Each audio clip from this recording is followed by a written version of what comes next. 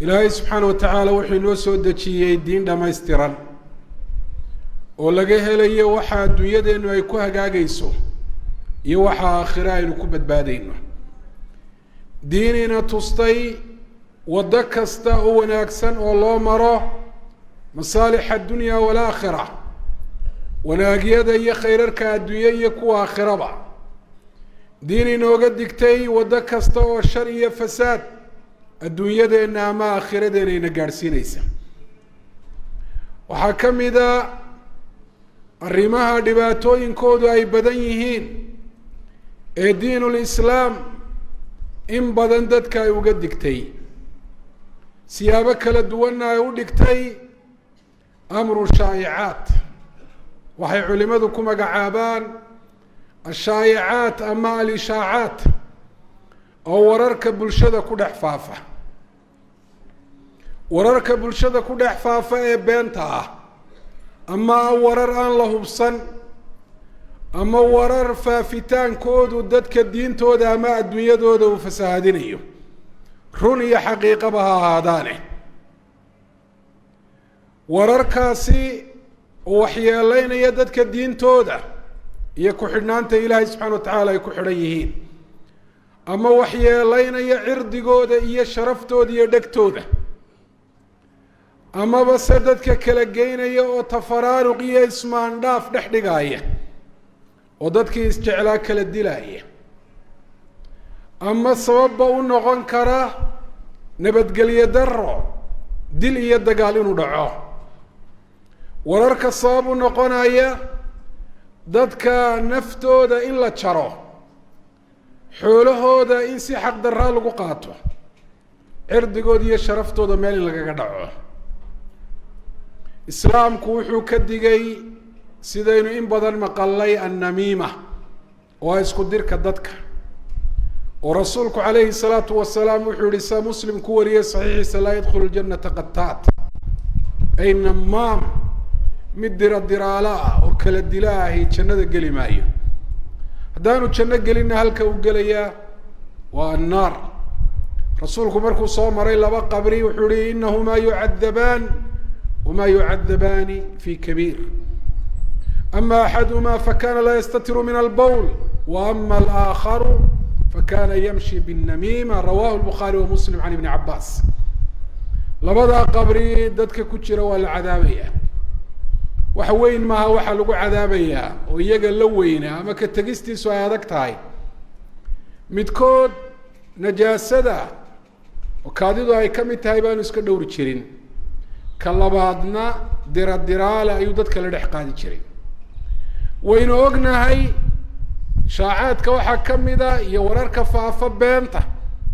si guud buu islaamku beenta uga digay si gaarana wuxuu uga digay al-kadhib alladhi yablughu al-afaq beenta mashriq iyo maghrib ka dhacday dadka aad ugu dhex faafta way dhibkeedu iyo raadkeedu waa ka wayahay beenta tira kooban iyo masaafo iyo masaaxa badul oo kooban gaadha waxa Bukhari uu ku wariyay saxiixiisa fi kitaab ta'bir ar-ru'ya min hadithi Samura radiyallahu anhu min hadithi Jabir ibn Samura radiyallahu anhu in rasuulka alayhi salatu wasalaam habeen laba malag ay kaxeeyeen wixii la tusay ay kamid ahayd qof fadhiya oo mid kalena uu la dul taagan yahay maqas وقولك وكجاحي إلا قداتك إيش إلا قداتك سنك الدلكيس إلا قداتك دينع كلامك وريق ديني عهرا بكسرية هذا نسيدي وقع لنا عملية دا سواحي سعونا إلى قيام الساعة إلا قيام ورعي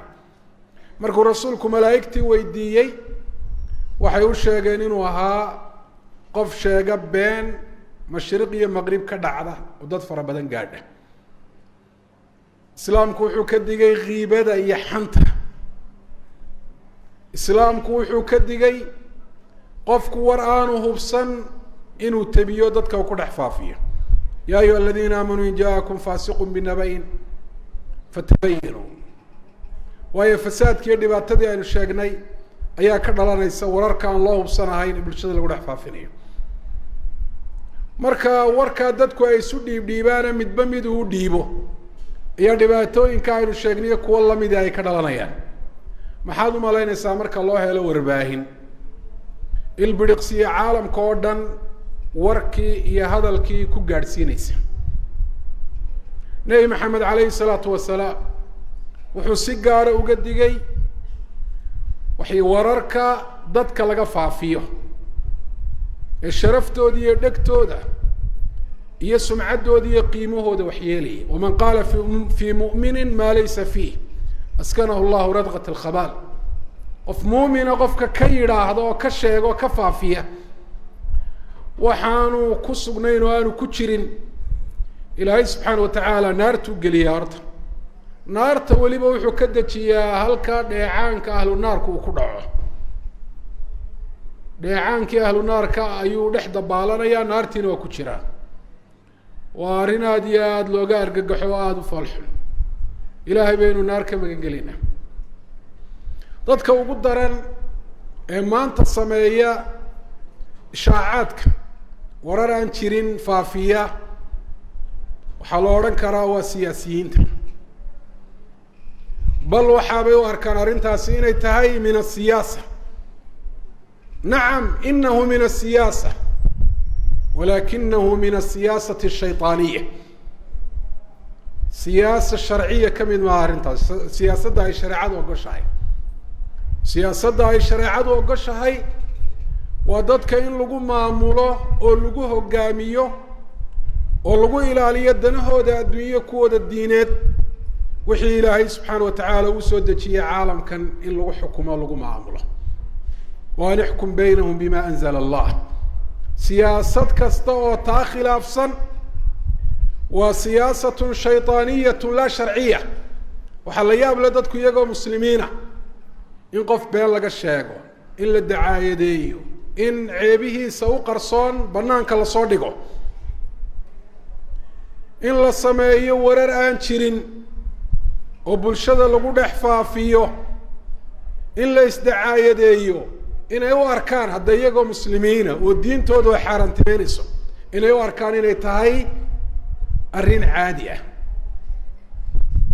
oo wax dhibaatay haba yaraatay aanay ku jirin. bal qofka arrimahaasi ka hadlo waxaa loo arkayaa qof jaahila oo dhoohan oo mutakhallif ah oo siyaasadda iyo arrimaheeda aan waxba ka fahamsanayn.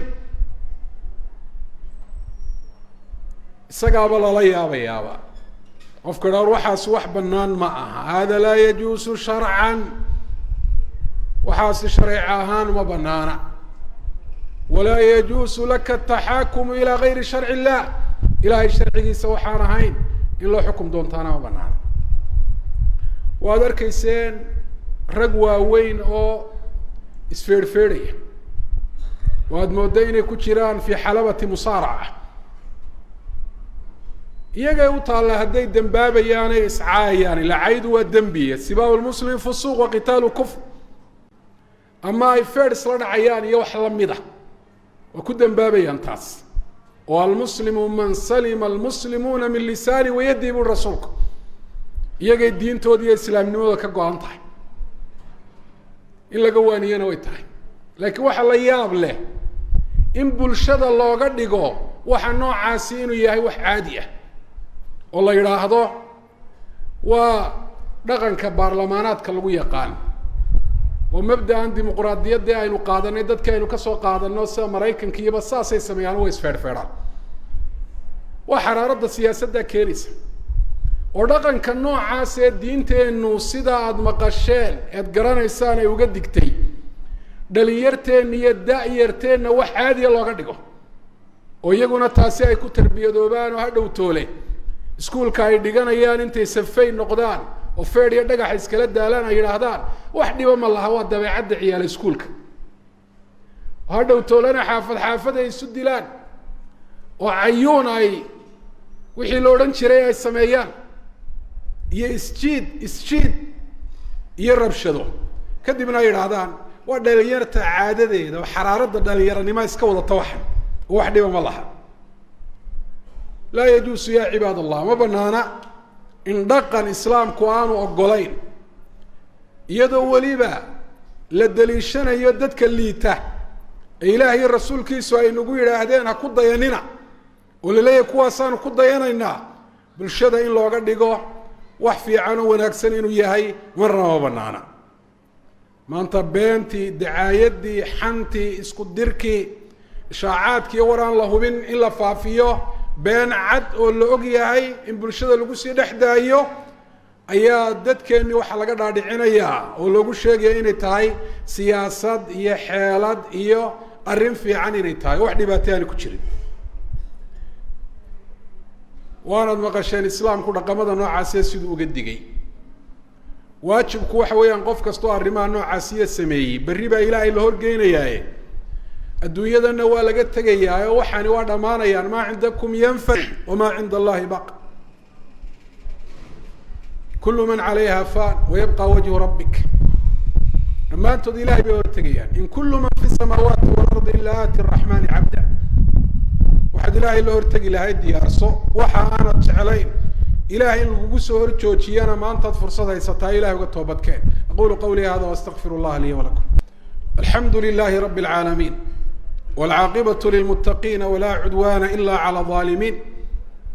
وصلى الله على نبينا محمد وعلى آله وأصحابه أجمعين أما بعد أيها المسلمون عباد الله ورركب الشدة كل إحفافي الدين تودا الدنيا دودا مال كودا عرض كودا شرف تودا ولالتني مدودا يمدني مدودا وحياليا إسلام كواد بو وقدقي وحانو كدليي أحكام أذك وحكولو إسلام كو تماهي ودوين صحة وهدي لمرو لقى قبت بادي يدغن كانوا عاصية ودوين كاسي وحاكو كاه إن قفك مسلم كاهي بين توسكيل عليه لابا قفك مسلم كاهي وسكيل عليه دير لها ضدك إن ليسكت ديره وضدك وناق ودحيه حمالة دحدقه كويس ودوين لك لفوقيه كويس جعلها إلا كالدلو صدح إسلام كوحو كباقي قفك ورآن ورنمدي سهوبين إنانو سيت بنو عد كلانو شيقين وريها النقضاء قفك لب الشدة كم يدها النقضاء يا أيها الذين آمنوا إن جاءكم فاسق بالنبي فتبينوا أن تصيبوا قوما بجهالة فتصبحوا على ما فعلتم نادمين منوقون باك الضنبيس ورانا ذهبين هداد فافس ويرانا ده هدو اسكو يحيي الدونة وحيدات كادو شاكتب بين إنو يهي مركا اللي أقادو وارنتها سيقل بيقاقو علي سيصاري دونتا آخرا هدانا دي لهي وقت توبت كانين مركا يدن بيقا إلهي القوهر قاية محكمة دا إلهي واتكملوا قون دونتا إسلامكو ودوينكا وكل دقالما يدغنكا نوعاسي وحكمي دا قفك مسلم كاهي قفك كلا مسلم كاه عرضيسا شرفتيسا يدكتيسا سمعديسا إنو الدلائين حاران كتاين وقادو نبي محمد السوغا وخطبضين يا الصحابة وترد بدنيدي ستمي حجة الوداع وحيري إن دماءكم وأموالكم وأعراضكم حرام عليكم كحرمة يومكم هذا في شهركم هذا في بلدكم هذا رواه البخاري ومسلم إن الديقين الدادسان حولا حق دركم كالقادتان إن المقعد دل يسمعد حمين اسكو سميسان حرام بيدين كتاهي سيدي حرام إذن كتاهي مال كان وين يوم الحج الأكبر يوم عيد الأضحى بالشوين بالحج بلد كان قيمها بدن وبلد الحرام مركز جوكتان انت بس حرام إذن كتاهي أي وقت كستية ميل كستوات جوكتان با حرام إذن كتاهي إسلام كوحو كباقي قفك مسلم كاي ولالكيس مسلم كا إنه ملاه وناتشيو وحتى هدوكوها الله هذا المعنى الصحي لنكره ومعنى الصحة لغو فسيري كرو كحنينانو لدونا لولا إذ سمعتموه ظن المؤمنون والمؤمنات بأنفسهم خيرا ووركي بين أبورك هاي عايشة لغا السمية إنو بين يهي انتيدان وقامبا مياد حسن ظني السميسان بولي إلهي ملو ناكسن واتر هذا وعايشة وقف وناكسن وحاسو كلا وقولي مينو كشيغي مينو كنفلان مينو مياد ترادان هدي قف كارنكو كو عدادو عدين له إلا وهالكيدا laakiin arrintu markay shaayaco marayso iyo ku tidhi kuteen iyo qiila waqaala iyo war la isla dhex marayo qofka muslimkaa ee walaalkaa ee wanaag ka filo hebel baa waxaday baa la yidhi markiiba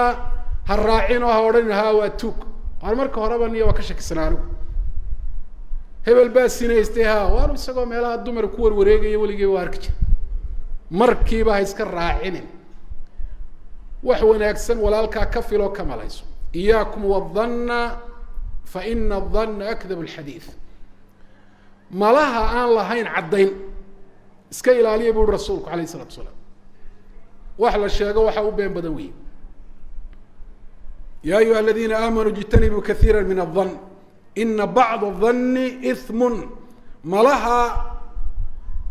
dembiga ahi waa malaha tuhunun ku dhisan iyo ku tidhi kuteen iyo qiila waqaala la isla dhex marayo waa caddayna haba yaraatee aan lahayn lain lam yantahi lmunaafiquuna wاladina fi quluubihim marad wاlmurjifuuna fi lmadinati lanugriyanaka bihim uma laa yujaawiruunaka fiiha ila qaliila adduunyada bu ilaahay ku cadaabaya kuwa waxaa sameeya sifada iyo dhaqanka munaafiqiintay ka mid tahay qofku inuu noqdo murjif murjifkuna waa kee waa qofka dadka la dhex qaada oo ku dhex faafiya war beena ama aanu hubin ama runnimadiisaba ha hubee dhibaata ay ka dhalanaysa iyo xumaani oo wanaag aan keenahayn ilaahay subxana watacaala wuxuu yihi munaafiqiinta iyo kuwa qalbiga ka buka iyo kuwa wararkaasi faafiya haddaanay arrintaasi ka hadhin nebi maxamedo waanu kugu sallidi doonaa dabeetana waad ciqaabi doonta magaalada madiinana kugula jaari maayaan adduunyadu ilaahay ku ciqaabaya cid buu ku sallidaya kuwa muslimiinta xumaanta ku dhex faafinaya ina aladiina yuxibuuna an tashiica alfaaxishatu fi aladiina aamanuu lahum cadaabun aliimun fi dunya walakhira wataas adduuniya aakhiraba ilahay waa ku ciqaabaya kuwa xumaan iyo fasaad iyo shar iyo dhibaato dadka muslimiinta ku dhex faafinaya islaamku wuxuu ka digay si uu shaayacaadka iyo wararka dhibaatada leh faafintooda uga hortago ummaddana uga daweeyo wararka waaweyn ee muhimka ah ee ummadda diintooda midnimadooda nabadgelyadooda iyo noloshooda raadka ku leh wuxuu ka digay in dadka lagu dhex faafiyo 100% hadday doonayaan run ahaadaan dadka qaarkood warka waxay ka eegaanuun xagga runnimada run may ha khalaas faafi waxaanay soneen taa ku dambaabi maysa wararka waaweyn ee raadka weyn ka tegaya oo shar iyo fasaad sababi kara in la isdilo sababi kara in la iskhilaafo sababi kara in dad cirdigooda iyo sharaftooda meel lagaga dhaco sababi kara dad inay kala dhintaan ay kala fogaadaan sababi kara amniga iyo nabadgelyada raadka ku leh cidda talada gacanta ku haysa ayuunbaa loo sheegi karaa bulshadana in lagu dhex faafiyaa ma banaana wariyaha haw t v ka shaqeeya ama idaacad ama journaal ama website iyo wax lamid a war kasta in la faafiyo islaamku ma ogola qaala allahu subxaanahu wa tacaala waida jaaahum amru min alamni aw alkhawfi adaacuu bih walow raduuhu ila alrasuuli wa ila uli lamri minhum lacalimahu aladiina yastanbituunahu minhum kuwa ilaahay uu dhaleecaynayo oo dhaqankooda muslimiinta uga digaya aayadani ka warramaysa kuwaa sifadooda waa maxay marka uu soo gaadho war ku saabsan nabadgelyada iyo baqaha iyo arrimaha waaweyn ee la midka ah adaacuu bihi ay nasharuuhu wa ashaacuhu bayna annaas dadkay ku dhex faafinayaan t v ay kasii daynayaan idaacadday kasii daynayaan way qorayaan facebookay ku qorayaan meel walba way ka ridayaan ilaahay subxana watacaala wuxuu yihi hadday u celin lahaayeen cidda talada gacanta ku haysa ee hoggaaminta leh ee go-aan fulini la socoto gaari kara iyo kuwa warkaasi dhuuxi kara ee mawqifka saxdee ay tahay in lagu waajaho soo saari kara bimiisaani sharc sidaasi ayaa sida saxda ee waajibka ah dadkaa haddii loo celin lahaana warkaasi sida loo waajahayo mawqifka laga qaadanayo iyagaa soo saari lahaa laakiin marka cid walba la gaadhsiiyo alaqbiyaa wasufahaa والمغفلين وأصحاب الشر والفساد لباتا يا وركا نوعاسية كدلانيس فاتقوا الله يا عباد